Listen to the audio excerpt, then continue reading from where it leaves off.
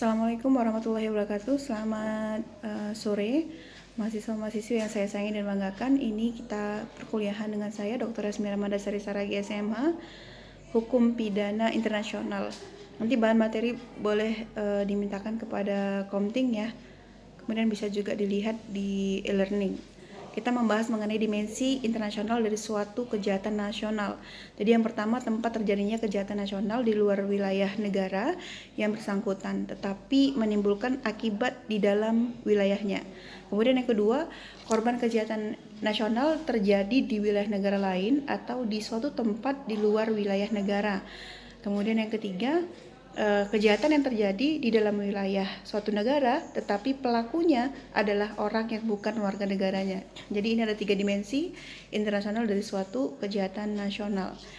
Kemudian bagaimana sih cara menentukan suatu kejahatan sebagai kejahatan internasional?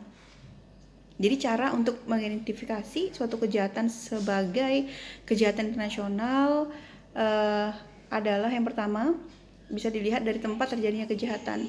Jadi istilahnya itu locus delicti. Kemudian yang kedua, kewarganegaraan dari pelaku dan atau korban. Kemudian yang ketiga, korban yang berupa harta benda bergerak dan atau tidak bergerak milik pihak asing ya.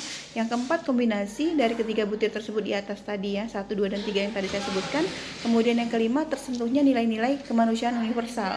Jadi kesadaran hukum dan rasa keadilan umat manusia. Kemudian kita membahas mengenai ruang lingkup dan substansi hukum pidana internasional. Jadi ada pengidentifikasian suatu kejahatan termasuk di dalam lingkup dan substansi dari hukum pidana internasional itu adalah yang pertama, apakah di dalam suatu kejahatan itu terkait yuridiksi lebih dari satu negara ataukah tidak. Jadi yuridiksi ini harus lebih dari satu negara, meliputi misalnya yang pertama, yuridiksi kriminal dari 2 negara atau lebih. Jadi dapat diterapkan hukum nasionalnya masing-masing. Misalnya pemalsuan USD oleh pelaku kewarganegaraan Singapura di Indonesia. Jadi pemalsuan mata uang asing ya, dolar ya. Kemudian keterkaitan 2 atau lebih negara bisa terjadi karena si pelaku melarikan diri ke negara lain setelah melakukan kejahatan di negara sendiri. Ini sering terjadi seperti ini. Kasus Bank Senturi juga gitu ya.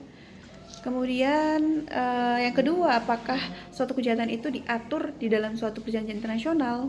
Jika pengaturannya ada di dalam suatu perjanjian internasional, maka kejahatan itu merupakan kejahatan yang termasuk dalam lingkup hukum pidana internasional. Ya, karena sudah diatur dalam suatu perjanjian. Kemudian yang ketiga, apakah ada badan peradilan internasional yang mandiri yang mengadili si pelakunya? Ya, ini ada Mahkamah Internasional Ad Hoc misalnya, ada Mahkamah Militer Internasional di Nuremberg di 1945 dan Tokyo 1946. Kemudian ada Mahkamah Kejahatan Perang ex Yugoslavia 1993 dan Rwanda 1994. Kemudian ada Mahkamah Pidana Internasional 1998.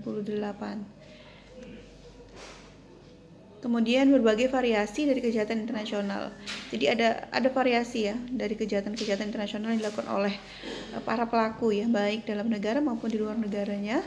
Yang pertama, kejahatan internasional yang baru pertama kali terjadi di dunia, misalnya genosida di Jerman, apartheid di Afsel ya, Afrika Selatan dan Rwanda, pembajakan di pesawat dan lain-lain. Kemudian yang kedua, kejahatan-kejahatan internasional yang konvensional, misalnya perompakan kapal, ini sering ya. Kemudian tabrakan kapal di laut lepas dan lain sebagainya. Kemudian yang ketiga, kejahatan nasional yang mengandung unsur eksternal, misalnya pelaku atau korban warga negara asing akibat di negara lain ya. Kemudian ada asas-asas hukum pidana internasional yang memang kita kenal ya. Yang pertama berasal dari hukum internasional. Apakah itu? Yang pertama ada asas kemerdekaan, kedaulatan, dan kesamaan derajat negara-negara. Ada asas non-teritorial, ada asas hidup berdampingan secara damai dan penyelesaian sengketa secara damai. Kemudian ada asas penghormatan dan perlindungan terhadap HAM. Lalu asas bahwa suatu negara tidak boleh melakukan tindakan-tindakan yang mencerminkan kedaulatan di dalam wilayah negara lain. Lalu ada asas bahwa suatu negara tidak boleh membiarkan wilayahnya dijadikan sebagai tempat untuk melakukan kegiatan yang mengancam keamanan, ketertiban, dan kedamaian negara lain. Lalu ada juga yang asas-asas yang berasal dari hukum pidana nasional negara-negara tersebut, yaitu ada namanya asas legalitas. Kalau kita di pasal 1 ayat 1 KUHP ya, nullum dilectum nulla puna lege previa. Kemudian ada kedua asas non retroaktif, ada asas kulpabilitas, ada asas praduga tidak bersalah atau presumption of innocence.